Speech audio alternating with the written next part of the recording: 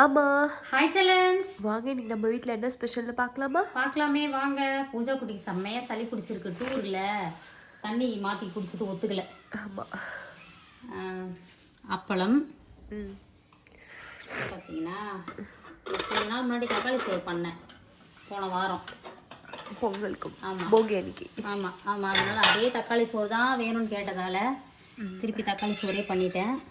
பாருங்க, நல்ல உதிரி உதிரியான அருமையான தக்காளி சோறு பண்ணியாச்சு. சூப்பர்மா. பாருங்கள், ம். தக்காளி சோறு பண்ணிவிட்டு அதுக்கப்புறம் பார்த்திங்கன்னா புதினா துவையல். ம். தேங்காய் இருந்தது, புதினா இருந்தது, வதக்கி போட்டு ஒரு சூப்பரான துவையல் பண்ணியாச்சு. நல்லாயிருக்கும் தக்காளி சோறுக்கு. அதுக்கப்புறம் ஒரு பழக்கலவை, கொஞ்சம் பழம் சாப்பிட்லாம் அப்படின்னு சொல்லிட்டு ஒரு 3 வகையான பழம் போட்டிருக்கேன். வாழைப்பழம், ஆப்பிள், கொய்யா 3 போட்டு, இதுதான் நம்ம வீட்டு ஸ்பெஷல். வச்சுட்டோம். உங்கள் வீட்டில் என்ன ஸ்பெஷல்னு மறக்காமல் கமெண்ட் பண்ணுங்கள். அம்மா வேறு லெவலில் சமைச்சிட்டேன். ரொம்ப மாதிரி சாப்பிட போகிறோம். இன்றைக்கி ஒரு குடி வேறு என்ன இது சொல்ல வந்தேன். அதுக்கப்புறம் இன்றைக்கி திருமண நாள், பிறந்த நாள் கொண்டாடும் அனைவருக்கும் எங்கள் மனமார்ந்த நல்வாழ்த்துக்கள். செல்லங்களா, வாழ்க வளத்துடன், எப்போதும் மகிழ்ச்சியாக நிம்மதியாக சந்தோஷமாக இருங்க.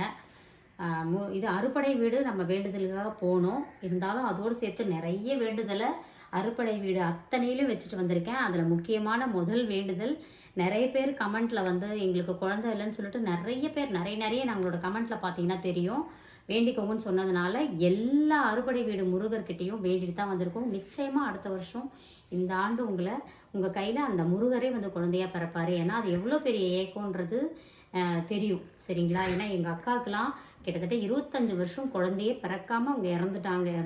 மாமா முதல்ல இருந்தார், அப்புறம் அக்கா இறந்துருக்காங்கன்னு சொல்லியிருக்கேன். அதனால் அது எவ்வளோ பெரிய வருத்தம்ன்றது எங்கள் ஃபேமிலியிலே நாங்கள் அனுபவிச்சிருக்கோம், சரிங்களா? ரொம்ப பெரிய கஷ்டம்தான். நிச்சயமாக நீங்கள் பாசிட்டிவாக நினைங்க. நிறைய டைம் நான் சொல்லியிருக்கேன், குழந்தை வேணும்னு ஆசைப்படுறவங்க அந்த குழந்தை ஃபோட்டோவை பார்த்துட்டு பெட்ரூமில் மாட்டி வச்சுட்டு தினமும் எழுந்ததை பாருங்கள். பாசிட்டிவ் திங்கிங்கோட தினமும் எழுந்த அந்த குழந்தைய பார்த்துக்கிட்டே இருங்க. அதை பற்றின சிந்தனையாகவே இருங்க. நிச்சயமாக நடக்கும். எண்ணம் போல் வாழ்க்கைன்னு சொல்கிறேன்ல, அதுக்கான அர்த்தம் இதுதான். உனத்தை பற்றி நம்ம நல்ல விஷயத்த நம்ம யோசிக்கிச்சே இருந்தோம்னா அந்த விஷயம் நம்ம கூடிய சீக்கிரம் நம்ம கை மேலே வரும்.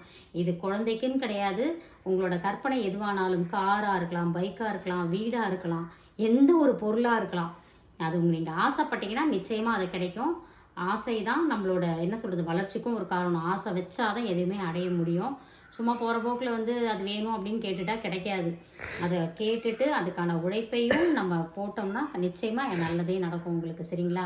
ஏன்னா அடிமட்டத்துலேருந்து ஒவ்வொன்றும் கிடைக்கும்ன்றது பெரிய விஷயம். அதுக்கெலாம் நான் எவ்வளோ கஷ்டப்பட்டுருக்கணும், எவ்வளோ உழைச்சிருக்கணும். அதுக்கு முதல்ல நமக்கு வேணும்னு நம்ம நினைக்கணும். நம்ம மனசார நினச்சோம்னா கண்டிப்பாக அது ஒரு கிடைக்கும், சரிங்களா?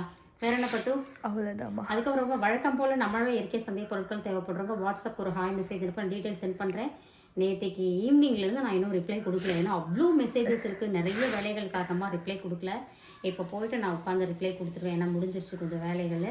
அதெல்லாம் சொல்லிட்டு வந்திருக்கேன், கீழே என்னென்ன பண்ணணும்னு சொல்லிட்டு பண்ணிகிட்ருக்குறாங்க. ஏன்னா சத்துமாவு தான் என்ன சொல்கிறது, அதிகபட்சம் நம்ம அதிகமாக ரெடி பண்ணுறது சத்துமாவு. அது வந்து அதுக்கான வேலைகள் தான் இப்போ போயிட்டுருக்குது.